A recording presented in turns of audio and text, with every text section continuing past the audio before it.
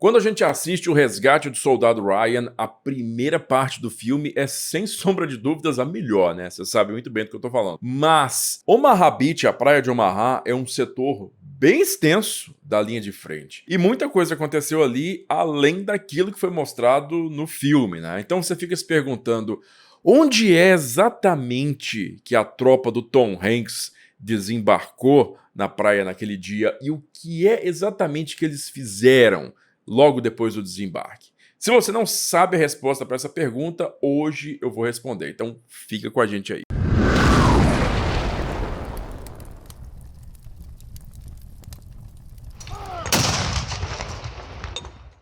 Então, hoje nós vamos falar sobre o desembarque do dia D, especificamente na praia de Omaha, a praia conhecida como Bloody Omaha ou a Omaha Sangrenta, a pior de todas elas e a que foi atacada primeiro. Esse vídeo aqui, já te avisando, é uma palhinha do que rola no nosso curso Estratégia e Tática no Mapa, pense como os generais da Segunda Guerra Mundial. Você não sabe que curso é esse? Tá bem aqui embaixo, você pode clicar aqui, ó, no link na descrição ou então no QR Code que tá na tela e se inscrever no curso para saber exatamente isso que eu vou falar hoje, só que aplicado para a Segunda Guerra Mundial inteira.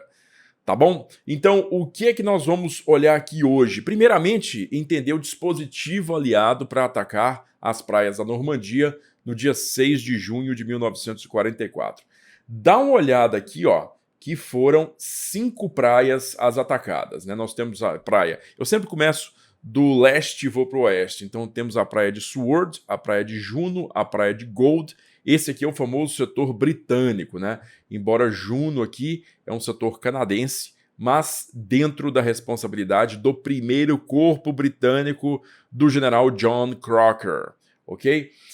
E aqui, a partir de Omaha, que a gente está vendo de Omaha para oeste, é o setor americano, Omaha e Utah. Então, em Utah desembarcou a 4ª Divisão de Infantaria e aqui em Omaha desembarcaram elementos de 2 divisões de infantaria no dia D, tá? Por isso que nenhuma das 2 divisões chegou inteira no próprio dia D, mas elementos das 2 aqui chegaram, né? Que 2 divisões? A 1ª divisão, a Big Red One, né? E a 29ª Divisão de Infantaria, que usa uma insígnia que vocês conhecem aí do próprio filme lá do Resgate do Soldado Ryan, o soldado Upham, por exemplo, ele usa essa insígnia no uniforme dele, que é aquele yin yang, né, como se fosse branco e roxo, um yin yang branco e roxo. Mas uma 3ª tropa também desembarcou em Omaha naquele dia, né, que eram os Rangers do Exército, uma espécie de forças de elite da infantaria do Exército dos Estados Unidos. Os Rangers eram organizados em batalhões independentes nessa época. E o 2º Batalhão Ranger, olha só a extensão da praia de Omaha, ele vai desde a foz do Rio Vira até essa cidadezinha chamada Port-en-Bessin, bem aqui, ó.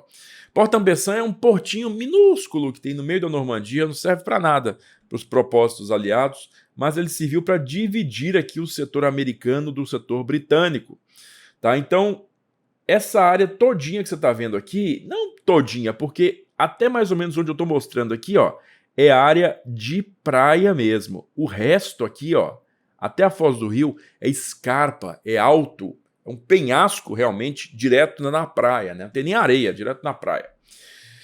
Então os Rangers, eles ficaram responsáveis por tomar essa posição aqui, ó, chamada de Point du Hoc, o 2º Batalhão Ranger. Só que o 2º Batalhão Ranger, menos uma companhia, tá? Menos a companhia Charlie, a companhia C do 2º Batalhão Ranger, tá? Essa companhia Charlie, imagina, quem é que estava nela? O capitão Miller, né, e seus homens lá, que estavam na companhia Charlie, que foram, ao invés de atacar o Point du Hoc, esse promontório muito famoso, né, também, mas atacaram os alemães na praia, aqui, ó, na praia mesmo, junto com o restante das tropas da 1ª Divisão e da 29ª Divisão. Bom, quem foi que escolheu fazer... Quem foi que escolheu esse negócio bastante insólito, né, de desembarcar meia divisão em meia divisão? Desculpa. foi o comandante do 5º Corpo de Exército, da qual faziam parte a 1ª e a 29ª Divisão, o general Leonard Garrow, tá? Tem esse L muito doido aqui, mas esse L não existe, tá? É Garrow, G-E-R-O-W, Leonard Garrow. É uma figura interessante de se analisar aqui, porque ele é um cara inteiramente inexperiente em comandos de linha de frente até este dia D aqui, ó. Esse cara era um dos caras mais bem conectados do exército dos Estados Unidos, né? Ele e o irmão dele. Esses dois caras, eles fizeram carreiras em setores de Estado-Maior. Leonard Garrow, por exemplo, estava na divisão de divisão de planos de guerra do exército dos Estados Unidos, quando os Estados Unidos entraram em guerra. Leonard Garrow era, por exemplo, um dos pouquíssimos oficiais do exército norte-americano que sabia da quebra dos códigos japoneses, né, no último semestre de 1941, na época que eles estavam tentando ali, localizar a força-tarefa japonesa, né, que ia atacar em algum ponto do Pacífico. Garrow era um dos caras que sabia disso. E aí, cara, do nada o Garrow aparece lá no organograma da invasão da Normandia, né? No comando de um corpo de exército. Garrow era um apadrinhado de George Marshall, o chefão do Estado-Maior do Exército norte-americano lá em Washington, né? Então Garrow foi colocado nessa posição por imposição direta de George Marshall, tá? E eu acho, cara, que assim, para se ter essa figura tão inexperiente, né, no comando de um corpo de exército tão importante, o Eisenhower, que era o pescoço diretamente responsável por essa ação aqui, tentou equilibrar a equação, nomeando um cara super carne de pescoço, né, super experiente aqui para o comando do 7º Corpo, que era o Lawton Collins. Lawton Collins tinha comandado tropa num lugar nada mais nada menos do que Guadalcanal. Desde 42 o cara estava lá combatendo japonês, né? Então aqui 2 anos depois ele vem para o comando do 7º Corpo aqui na praia de Utah. Então, putz, é um cara carregado de experiência e um cara que não tem experiência nenhuma. É claro que foi uma escolha do próprio Garrow fazer esse desembarque de um regimento, a primeira onda, né? Um regimento da 1ª Divisão e um regimento da 29ª Divisão. E a praia de Omaha, apesar de que eu falei com vocês aqui, metade dela é areia, metade é penhasco, né? Ela foi dividida em setores para organizar esse desembarque, né? Isso também, que eu saiba, é uma iniciativa bem particular do Garrow, né? Organizar tantos setores assim. E a lógica de nomenclatura desses setores até hoje me desafia. O porquê dessas escolhas que me parecem tão ilógicas, tá? Então você começa com o setor Charlie, aqui. Eu presumo que o setor Alfa e o setor Bravo são, né, na área de penhasco, mas então aqui o setor Charlie começa aqui na área de praia, né? Vocês estão vendo que aqui acaba a área de praia, começa os penhascos, mesmo aos penhascos aqui, ó. Já começa aqui, ó. Então, um setor Charlie pequenininho é acompanhado de um setor Dog grande, de um setor Easy maior ainda e de um setor Fox pequeno, né? Um setor Fox pequeno. Então, a parte que não seria assaltada aqui, eu penso, né, que seria então o restante do setor Fox. Mas, principalmente a nomenclatura do setor Easy aqui não me entra na cabeça, tá? Por que eu estou falando isso? Porque eles também dividiram o setor Dog, ou o setor D, em 3 cores diferentes. Sempre começa com verde, branco e vermelho, tá? Verde, branco e vermelho. Então aqui, ó, o Dog começa com Dog Green, depois tem um Dog White e termina com um Dog Red, tá? E aí você começa com o Easy Green, mas você não tem o Easy White. Não existe um Easy White. Mesmo que uma companhia que está aqui e outra companhia que está aqui deveriam desembarcar na Easy Red, que é imensa, mas não existe uma Easy White. E aí você pula para o Fox Green, que é um único setor, e também tem 2 companhias desembarcando lá. Mas enfim, a lógica que foi escolhida naquele dia, não vou discutir isso 8 décadas depois, tá? O que a gente está vendo aqui, na verdade? A gente está vendo aqui que no ato da primeira onda de desembarque, que foi 6 e pouco da manhã isso aqui, ó, inclusive foi a primeira praia a ser assaltada, tá? No ato do desembarque aqui, a gente tinha 9 companhias sendo desembarcadas. 9 companhias de aproximadamente 150 homens cada companhia, tá? E se você for perceber aqui pelas nossas indicações dos nossos mapas aqui, né? Eu não vou repetir isso porque está no curso lá, se você quer compreender toda essa lógica de nomenclaturas de unidades militares em mapas, está no nosso curso lá. Mas aqui a gente percebe que tem o 116º Regimento, ó, 116, 116, 116, 116, bem aqui, bem aqui. Aqui é a área de divisão dos regimentos, tá? É a área que divide a seção de atuação dos regimentos. E aqui 16, 16, 16, 16. Tem 4 16 e 4 116. O 16º Regimento, esses aqui, ó, pertencem à primeira divisão de infantaria, a Big Red One. Eles usam no ombro deles o insígnia que é um 1 vermelho, grandão, contra um fundo preto. Um 1 vermelho, tá? No resgate do soldado Ryan, a gente não vê essa galera, não vê. Por quê? Porque eles desembarcaram na área oriental aqui, ó, de Omaha, tá? E na área ocidental de Omaha, além do 116 que pertencia, então, à 29ª Divisão de Infantaria. Quem é que desembarcou aqui? Olha só, no setor Charlie deveria desembarcar a 9ª companhia que eu falei para vocês, 9, né? Porque 8, 4 de cada regimento. E a 9ª companhia? A 9ª companhia era justamente a companhia Charlie, companhia C do 2º Batalhão de Rangers, que você está vendo aqui, ó, tá? Então você está vendo aqui que a companhia Charlie deveria desembarcar, curiosamente, no setor Charlie, né? Não é justamente uma correspondência aqui lógica, não, mas a companhia Charlie deveria desembarcar no setor Charlie. Tá, muito bem.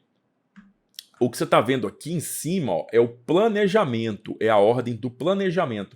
Como que elas deviam desembarcar, tá? Só que qualquer plano, né, sempre encontra dificuldades uma vez que ele se bate contra o inimigo. E o inimigo aqui era 2, né? Na verdade, eram 2 inimigos no dia. Era primeiro os alemães aqui e depois o clima, porque o mar ainda estava muito revolto por conta da tempestade do dia anterior, né? E como vocês estão vendo aqui, algumas setinhas mostrando como é que a tropa, na verdade, ela foi desviada, né, do setor Charlie aqui, por exemplo. Os Rangers, Tom Hanks e os soldados dele, né, aqui, ó, o Capitão Miller e os soldados dele, foram desviados aqui do setor Charlie e foram parar no setor Dog Green, tá? Foram parar no setor Dog Green. Então aqui você tá vendo a companhia Able eu falei companhia Alpha, né, cara? Mas na época não era Alpha, era Able. Então, companhia Able aqui do 116, olha o tamanho da área de desembarque deles, mas eles perderam um bocado da área deles aqui, né? A companhia Golf, que deveria desembarcar no Dog White aqui, olha onde que foi desembarcar, lá no Easy Green. A companhia F desembarcou no meio do Dog Red e do Easy Green. Onde que a companhia Echo foi parar? A companhia Easy, eu falei Echo é hoje, é Easy. Onde que a companhia Easy foi parar? Olha aqui, cara. Os pelotões da Easy separados aqui, ó. Os pelotões da companhia Easy. Quando eu falo companhia Easy, claro que não é a companhia Easy do Regimento 506, do 2º Batalhão, Regimento 506 da 101ª Divisão Transportada, que vocês conhecem lá de Band of Brothers. Todo regimento tem uma companhia Easy, tá bom? Então, Easy Company, que você conhece lá de Band of Brothers, não é a única do exército americano, não. Todo regimento tem uma companhia Easy. Então, aqui vocês estão vendo que, olha só, os pelotões, eles desembarcaram com falhas aqui, né? Com brechas imensas entre um e o outro, né? Então, o último pelotão, inclusive, foi parar na Fox Green. Meu Deus do céu, os caras deviam estar aqui, ó, na área ocidental da Easy Red, foram parar lá no meio da Fox Green. Você vê como é que o mar fez uma confusão imensa, né, com esses barcos de desembarque. A Fox aqui, ó, veio parar aqui, um pedaço dela aqui, outro pedaço dela aqui, a companhia Fox. E depois disso, olha a companhia L aqui, ó. a Companhia Lima, cara, ela veio parar totalmente fora da área de desembarque, né?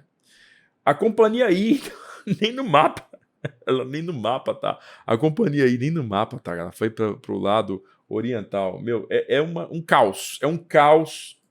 Então, para complementar o caos, né, da infantaria aqui, teve o caos dos tanques, cara.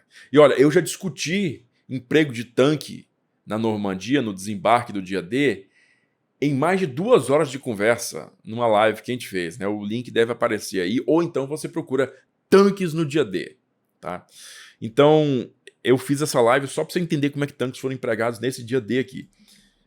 Mas, aqui a gente tinha 2 batalhões de tanques para dar apoio para a praia de Omaha, tá?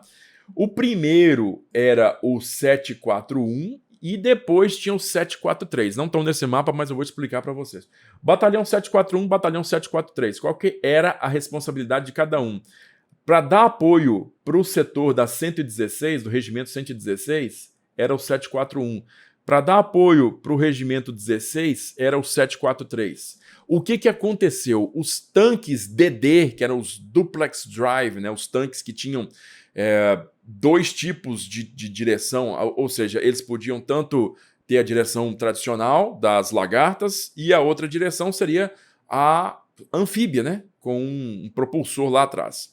Esses tanques foram construídos, projetados, para poder serem lançados a 6.000 metros da praia e alcançarem a praia. Eles tinham aquela tela, né, aquela boia, fazer eles boiarem, aquela tela imensa. Você sabe o que eu estou falando. Só que uma vez que esses tanques, cara, saíram do barco a 6.000 metros da praia e entraram na água, de 40, 38 foram para baixo. Foi para baixo imediatamente, 38. Então, sabe o que aconteceu? O suporte blindado aqui do regimento 116 simplesmente deixou de existir. O oficial de desembarque do 743 viu aquele desastre acontecendo no 741 e falou: para tudo! E ele trouxe os tanques DDs até aqui, ó, no limite da água e fez os tanques descerem com água pela metade, né? Com água até metade da superestrutura.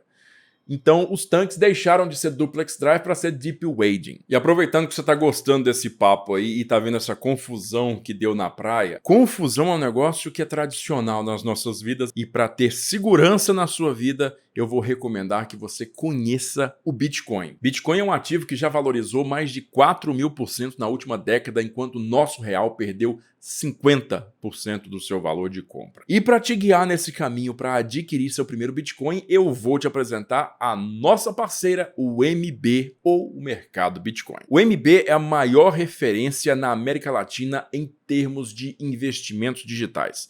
Eles têm mais de 4 milhões de clientes e eu sou um desses clientes, tá? É uma plataforma extremamente séria, referendada pela Receita Federal, Banco Central, CVM, o que você pensar. Então, você pode ficar tranquilo e investe lá com toda a calma e segurança para ampliar o seu patrimônio. E a respeito de Bitcoin, né, o mês de outubro é considerado o Uptober, ou seja, é um mês que tradicionalmente reflete altas na moeda. Então, como a gente está no comecinho do mês, pode ser uma boa época para você adquirir seu primeiro Bitcoin. E para te ajudar nesse momento, que eu sei que é um momento decisivo, o MB vai te dar um presente. Se você investir R$50 em Bitcoin, em até 7 dias o MB vai te dar mais R$25 para você investir no que você quiser. Abrir a sua conta no MB é muito fácil, muito simples e de graça. Não te toma nem 5 minutos. Clica no link na descrição ou então nesse QR Code que está bem aqui e lembra 2 coisas. Essa promoção só vale para novos clientes e também essa promoção vale por tempo limitado, tá? Então corre lá, faça o seu cadastro e garante os seus primeiros investimentos digitais. E agora, vamos voltar para nossa história. Deep wading são aqueles tanques que tinham somente um escapamento prolongado, né? Eles não tinham aquela tela para fazer eles flutuarem, porque na verdade eles só tinham que desembarcar na praia com a água bem alta. Então, na verdade, os DDs do 741 aqui em Omaha acabaram atuando como deep wadings no final das contas. Mas agora, falando dos outros inimigos, que são os alemães, né? Aqui em Omaha, o planejamento aliado foi pego de surpresa pela presença de toda uma divisão de infantaria alemã aqui, a divisão 352, que estava inclusive, olha isso, fazendo um treinamento anti-desembarque no dia 6 de junho de 1944.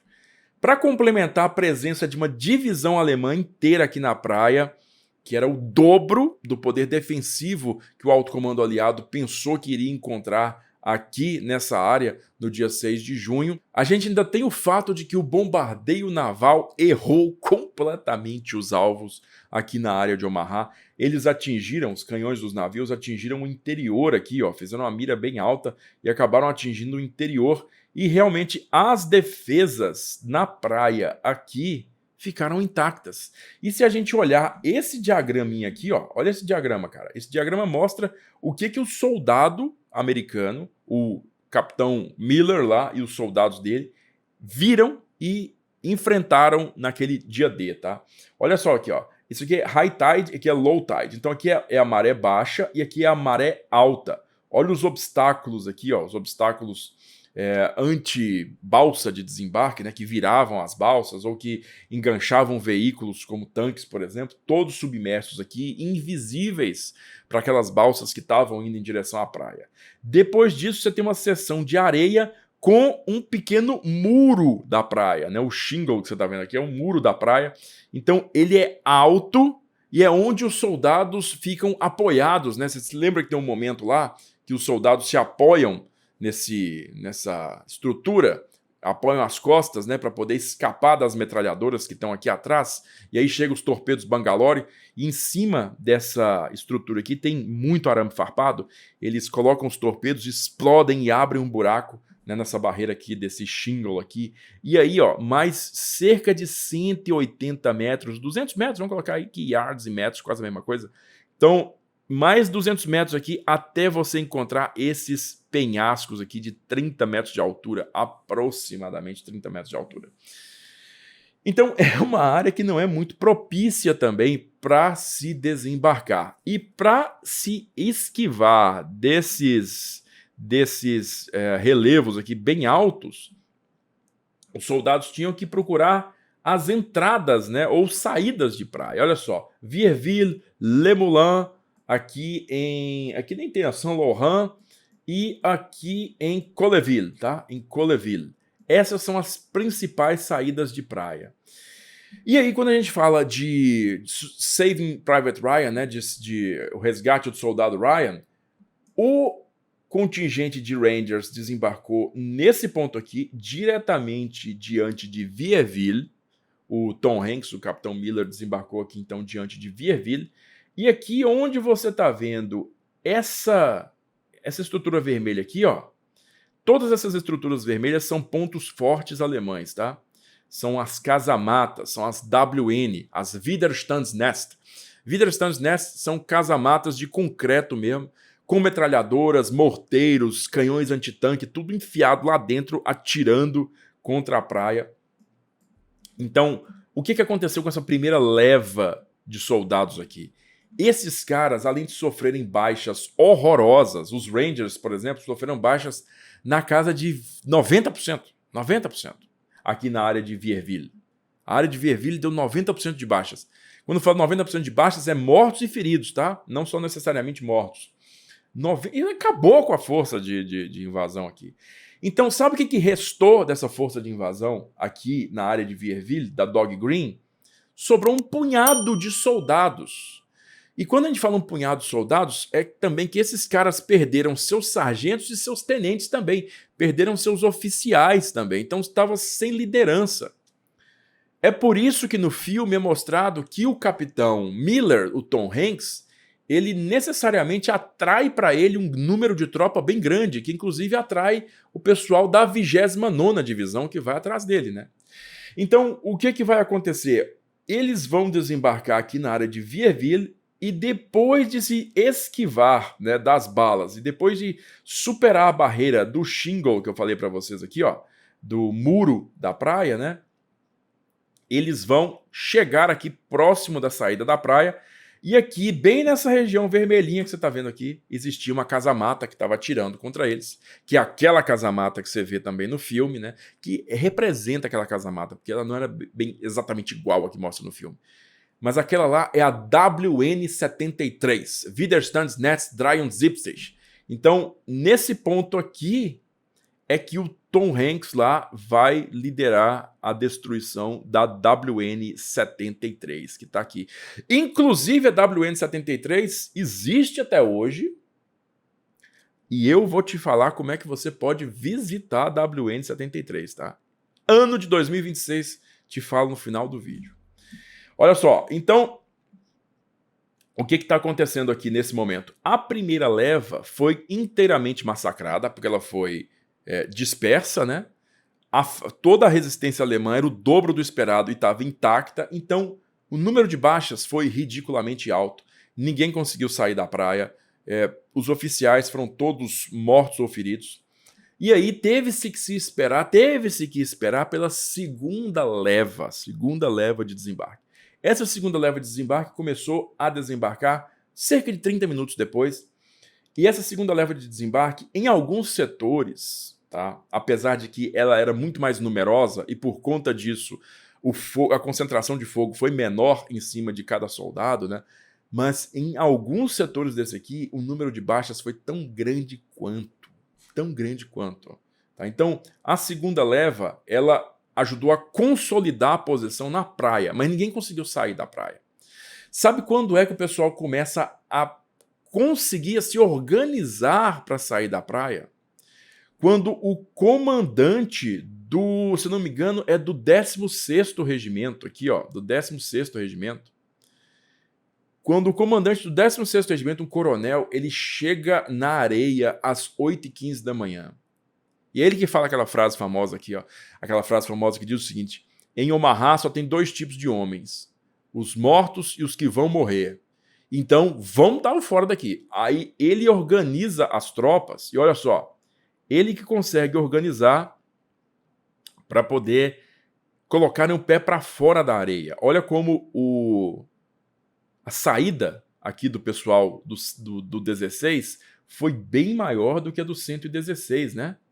Apesar da dispersão maior aqui, mas aqui passou a ter comando e também apoio de tanque, né? Porque lembra aí, o 743 conseguiu desembarcar aqui e deu apoio para esse pessoal aqui, e aqui não tinha tanque para dar apoio para o pessoal. Então você vê aqui que o avanço foi bem mais tímido, né? O pessoal saiu aqui do mar, aqui entre Le Moulin e Ramel al Pret. Então, eles não conseguiram ir muito longe. Olha como as defesas alemãs aqui, no final do dia, ainda estavam a cerca de quê? No máximo 1 quilômetro da praia, né? Não mais que isso. Então, o que a gente está vendo aqui? Inclusive, ó, um segundo batalhão de Rangers, o 5º batalhão de Rangers, desembarcou inteiro na segunda leva, mas mesmo tropas de elite não conseguiram sair do matadouro que era Omaha nesse dia, né? Aqui no setor da primeira Big Red One, né, no setor do 16º Regimento, desembarcou depois o Regimento 26 e o Regimento 18, tá? Então, 3 regimentos da Big Red One, o 16, o 18 e o 26 desembarcaram no dia D. E o avanço deles, terreno, né, adentro, né, para o sul, foi bem maior do que o pessoal da 29ª Divisão. Inclusive capturando essa cidade aqui, ó, no começo da tarde, capturando essa cidade aqui de Colleville-sur-Mer, que hoje é o local que cedia o cemitério americano da Normandia, aquele cemitério famoso do filme Resgate do Soldado Ryan, das Cruzes Brancas também, que você pode visitar também, já vou te falar como que você pode visitar. Tá? Então, aqui você tem também essa área todinha ao sul de Colleville, que foi o ponto mais avançado.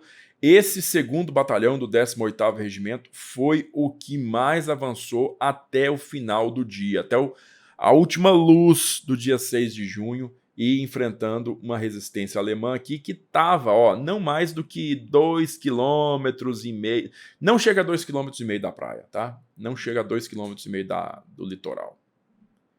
Então, foi isso que os americanos conseguiram no dia D na praia de Omaha, certo? Então, não foi nem de longe assim o planejamento deles, né? Foi o ponto que avançou menos, a resistência foi a maior, graças à resistência leve de Utah e também à consolidação das posições britânicas, né? A praia de Omaha segurou no dia D, inclusive o restante do 2º Batalhão Ranger lá no Point du Hoc ficou 48 horas sozinho antes de que o pessoal aqui da praia de Omaha conseguisse se ligar a eles lá em Point du Hoc. E olha que era na mesma praia, tá? Era algumas centenas de metros de distância ali. Então, quando a gente fala que Omaha foi sangrenta, que Omaha foi difícil, que foi uma surpresa péssima para o 5º Corpo de Exército, para o General Garrow, né? Foi, de verdade. Foram cerca de 2.000 baixas, entre mortos e feridos, 2.000 homens no dia D aqui nessa área. Agora eu vou aproveitar e te mostrar no mapa onde é que isso fica, né? Porque aqui na praia de Omaha, a gente tem Le Moulin e aqui a gente tem Vierville. Mas, falando de Le Moulin aqui, é o ponto onde a maioria visita, né? Porque é justamente aqui que você tem o monumento, o Le Brave, né? Que é esse monumento que foi montado em honra aos soldados tanto da 21ª quanto da 1ª Divisão de Infantaria que assaltaram a praia de Omaha. Tem outro grande monumento aqui, que é o Memorial da Praia de Omaha. Mas, quando você estiver na Normandia, para você ver o local exato que o pessoal do 2º Batalhão Rangers, né, da Companhia Charlie, do 2º Batalhão, ou seja, onde que o pessoal do Tom Hanks desembarcou. Você vai ter que vir aqui para Vierville, ó, na área de Vierville, e aqui que você vai ver esse mole aqui, ó, separando o setor Charlie para cá, ó, setor Charlie para cá, e o setor Dog Green bem aqui. Esse é o setor Dog Green, onde você está vendo aqui, ó, eu estou fazendo um quadrilátero aqui para você entender o Dog Green. Então, foi bem aqui que eles desembarcaram. E cadê a tal da WN-73? Olha ela aqui, ó, a WN-73, que eu te falei que ela não é exatamente a do filme. Então, essa é a WN-73 que você pode visitar hoje. Ó, pode subir esse caminhozinho aqui da praia e chegar à WN-73, que foi destruída pelos soldados da Companhia Charlie, do 2º Batalhão de Rangers, né? Então, se você quer ver onde o Capitão Miller, de verdade, que não era o Capitão Miller, né? Não chamava Capitão Miller, é um personagem fictício, mas onde é que o resgate do soldado Ryan se passou, foi justamente nesse ponto aqui. Aí você ficou com vontade de ver isso, né, de perto, ver isso com seus próprios olhos, pode ficar tranquilo, porque eu vou te levar lá em maio de 2026, porque também a gente está abrindo as pré-inscrições, né, o pré-lançamento da nossa expedição Dia D e Normandia 2026, que vai se encaixar ali com a expedição Ardenas e Market Garden 2026. Então, você pode também fazer as duas juntas, um grande passeio para ver não só a história do resgate do soldado Ryan, mas também a história da Easy Company de Band of Brothers inteira. Mas se é seu sonho conhecer a Normandia, conhecer a praia de Omaha, a praia de Utah, a praia Gold, Juno, Sword, ver os museus, ver os locais sagrados, os cemitérios alemão e americano, enfim, vivenciar tudo aquilo ali na pele, você vai ter a chance com a Sala de Guerra para você aprender tudo isso em loco em maio de 2026, clicando no link que está aqui na descrição ou também escaneando o QR Code que está aqui na tela. Olha só, eu recomendo que você preencha aí o formulário o quanto antes para você não perder sua vaga, porque essas expedições costumam esgotar rápido, tá bom? Eu te espero lá em 2026, espero que a gente consiga fazer essa aventura juntos. Bom, eu creio que você está satisfeito por ter agora finalmente entendido o local exato onde o resgate do soldado Ryan se passa logo no começo do filme. Então, se você gostou desse vídeo, compartilhe ele com seus amigos, mas também dá um joinha pra gente e não esquece de se inscrever na Sala de Guerra para não perder mais nada. Vou ficando por aqui, agradeço novamente a sua audiência e aquele abraço da Sala de Guerra.